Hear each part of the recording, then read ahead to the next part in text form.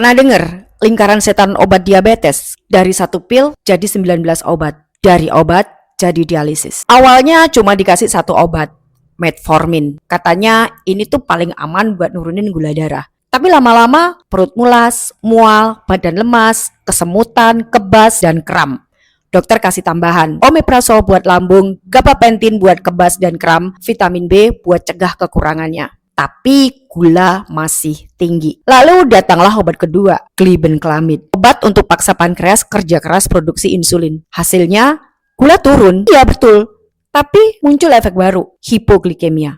Gemetar, lapar terus, berat badan jadi naik. Kata dokter, ayo atur diet. Tapi metabolisme udah makin rusak. Berat badan naik, tekanan darah ikut naik, kolesterol pun melonjak. Masuklah obat berikutnya, yaitu amlodipin untuk turunkan gula darah. Simvastatin untuk kolesterol, tapi statin ini bikin nyeri otot dan lambat laun merusak liver. Amlodipin bikin kaki bengkak. Solusi dokter, tambah obat lagi. Selamat datang furosemide. Susah lagi kan namanya? Furosemide. Diuretik buat buang cairan. Tapi furosemide ini bawa efek samping baru. Kalium keluar terlalu banyak. Pasien mulai alami gangguan irama jantung. Solusinya, ya tambah lagi. Kalium klorida buat ganti elektrolit. Dan bisoprolol buat bantu stabilkan jantung. Sementara itu ginjal mulai kasih sinyal protes. Dokter tambah lagi losartan untuk pelindung ginjal. Dan untuk cegah komplikasi ginjal lebih parah, ditambahlah kalsium asetat.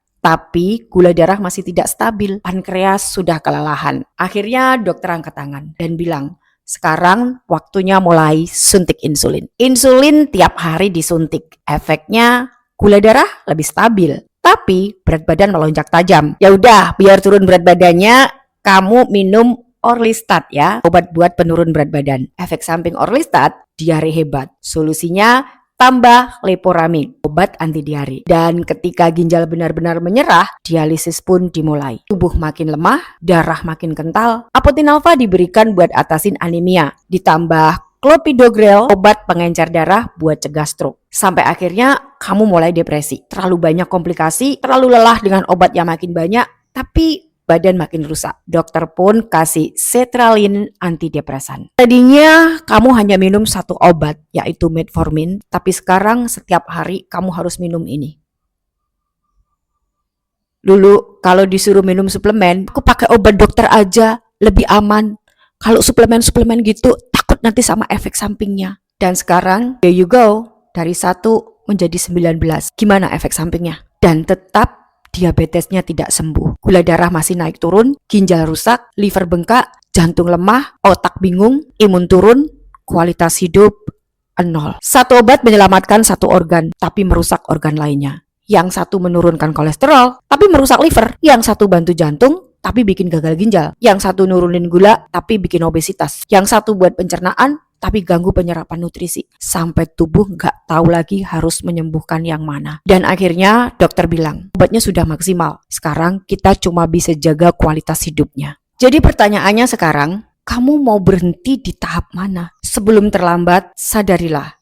Obat itu kontrol, bukan pemulihan. Kalau hanya bergantung pada obat tanpa ubah gaya hidup, kamu sedang berjalan pelan-pelan menuju rusaknya tubuhmu sendiri. Masih ada waktu kok, masih bisa dibalik. Kalau kamu siap ubah pola makan, atur metabolisme, dan bantu tubuh pulih dari dalam. Kamu gak harus ikut antre di ruang dialisis. Bisa kok, kalian tidak tergantung dengan obat-obatan seumur hidup. Aku banyak banget melihat bukti orang-orang yang bisa mencapai remisi, baik yang aku dampingin secara pribadi atau yang melakukannya sendiri. Kalau mereka bisa, kamu juga bisa. Share video ini jika menurut kamu bisa bermanfaat.